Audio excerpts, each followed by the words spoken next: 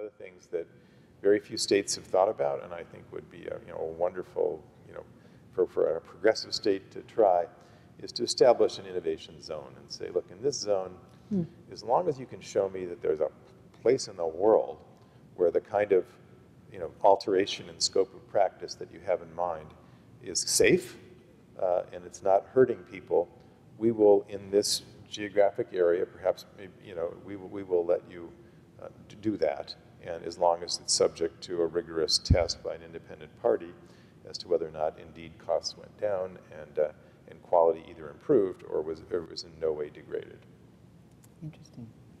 And how's that going to happen? The guilds are pretty powerful. I think there is some chance. One is now beginning to read stories about shortages, about, all right, now we've got these people enrolled, they can't find a doctor. This is not entirely unexpected.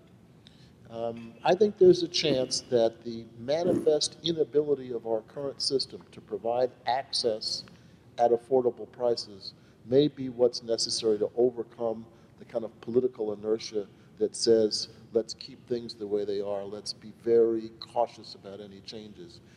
And part of what it will take is some bold people to step forward, even perhaps without overarching regulatory approval, and say, we've demonstrated here, perhaps on this pilot basis, this is now going on in California, we can do this with dental technicians instead of dentists. We can do this with nurses instead of doctors.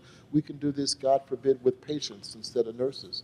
I think it'll take some of those incremental steps to kind of open up the wall towards a new way of doing things. Frankly, I'd like to see an economic development strategy for this region that's kind of the opposite of regulation, but is saying, how can we be leaders, really capitalize on our leadership in providing higher quality care at lower cost. I mean, we're a site for several comparative effectiveness research reports. We're a site of delivery system leadership.